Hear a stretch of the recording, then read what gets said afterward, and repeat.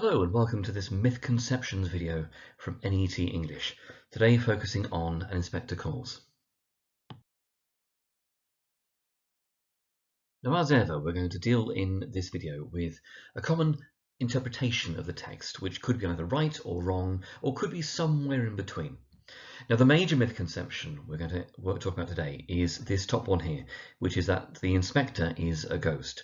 We're also going to start, though, just talking through a second one, which is less common but does still occur, which is that the inspector murders Eva Smith. Right, let's get this one out of the way first, which is this idea that the inspector murders Eva Smith. Now, we're going to deal with it first because this one really is just wrong. For one thing, the inspector is very clearly not part of the chain of events that killed her. He's not linked into any of the earlier narrative aspects.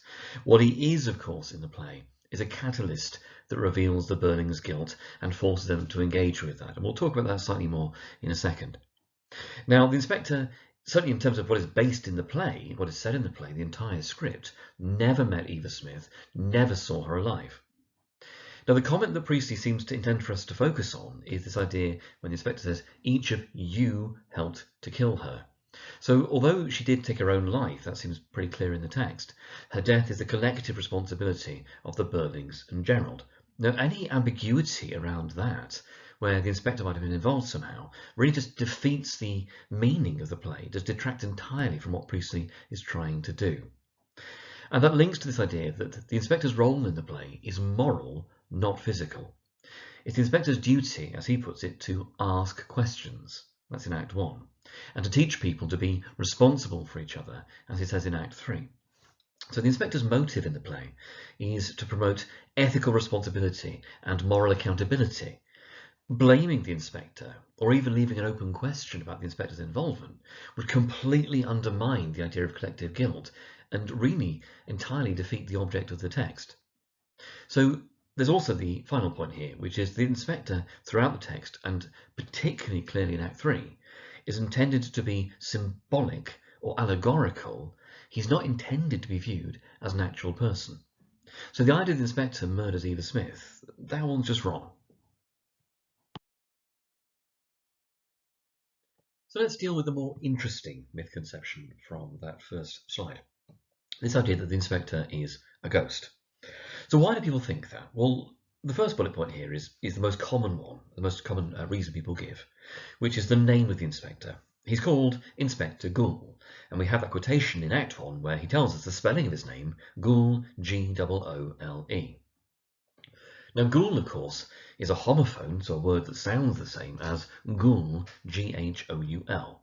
So although we are told the spelling of the name, actually the word we're hearing in the text repeatedly could be either Ghoul as a name or Ghoul as a ghost. So we get that sense of a phonological resemblance of those two things.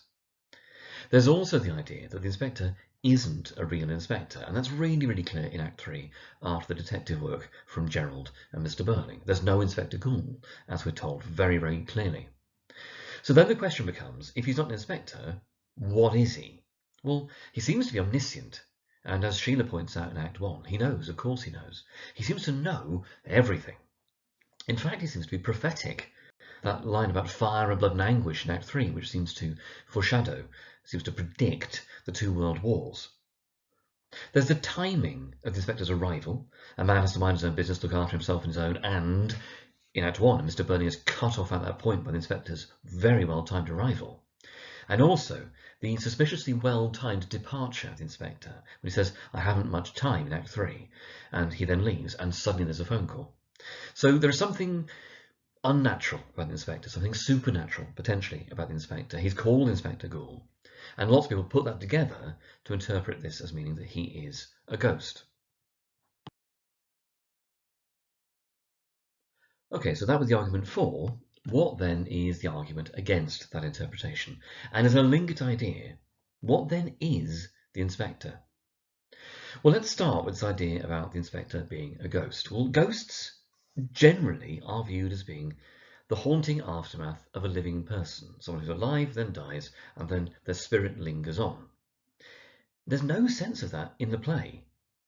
In actual fact, it isn't clear if that's the interpretation. Who's he supposed to be the ghost of? It's not Eva Smith. That would make no sense whatsoever. So whose spirit is he? Ghouls, G-H-O-U-L-S, ghouls, are actually generally viewed in most mythologies in which they occur as sinister spirits which hang around graveyards and prey on the dead, even eat the dead, sometimes even eat the living. Now, none of that really seems to fit the inspector. He doesn't prey on the dead. In actual fact, he's defending someone who's died, it seems, standing up for them. So the idea that he's a ghost, and particularly a ghoul, doesn't really make sense. Now, the inspector, of course, is not a real police inspector. We've said that, and it's really, really clear in the text. What he is, instead, is a figure of moral inspection, moral revelation, and also moral accountability. As Eric says, he was our police inspector, all right, and Sheila says something very similar. He inspected us, all right. And there's a very clear similarity between those two views. So the inspector's purpose in the text isn't legal, it's moral. And that's nothing to do with him being a ghost. That's to do with him being this wider symbolic figure of moral accountability. Now, what the inspector does seem to focus on isn't actually so much haunting people. It's the redemption of the young. And as he says, we often do on the young ones, they're more impressionable in Act 1. And also on the re-education of society. And that lovely semantic field we get in Act 3 around learning that lesson. He's also focused on the public admission of sin, the idea of having to share our guilt in Act 2. And he's also focusing on the need to care for humanity as a whole. As he said, there are millions and millions and millions of Eva Smiths and John Smiths and so on and so forth. Now, none of this is about this lurking, haunting dead spirit. This is more about some sort of spiritual rebirth, isn't it? This is more about some sort of redemption that we're getting. Now, this idea that's also important, that the inspector seems to have a prophetic understanding of the future. And we've already said he predicts the fire and blood and anguish. But he also, beyond that, uses phrasing and imagery that have a very, very clear biblical, religious resonance. Better to ask for the earth, and that phrase around the meek inheriting the earth, members of one body, fire and blood and anguish. This is a sort of imagery, symbolism that you get in terms of the Bible. The inspector also offers very, very strongly politicised views when he's rebuking the Burling family. Better to ask for the earth than to take it, he says in Act 1. Public men, Mr. Burling, have responsibilities as well as privileges, he says in Act 2. We are members of one body. We are responsible for each other, he says in Act 3. Now, those, again, don't seem to have anything to do with him being a ghost. What they're doing instead is allowing the inspector to voice Priestley's socialist political beliefs. So to return to our two mythconceptions. The first one, that the inspector is a ghost, doesn't seem to make sense. Either the idea of him being a ghost, or even more so the idea of him being a ghoul. Neither of those seem to actually fit with his depiction in the play. The second mythconception, that he murders Eva Smith, verges on the ridiculous. So the question then around what is the inspector?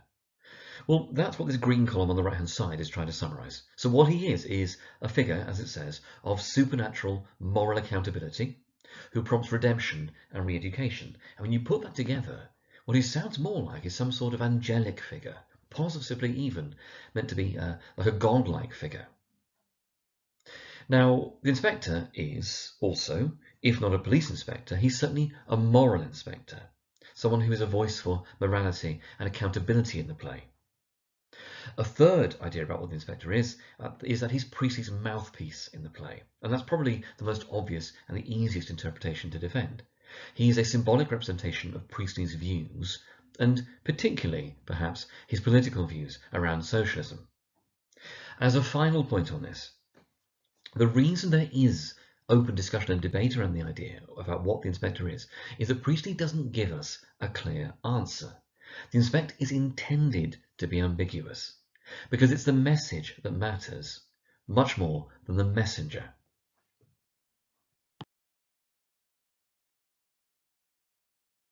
Thank you very much for your time today, and hopefully that's been useful. This video has perhaps been a little bit unusual in the sense that although the mythconceptions are wrong, there isn't necessarily a right answer in the other direction.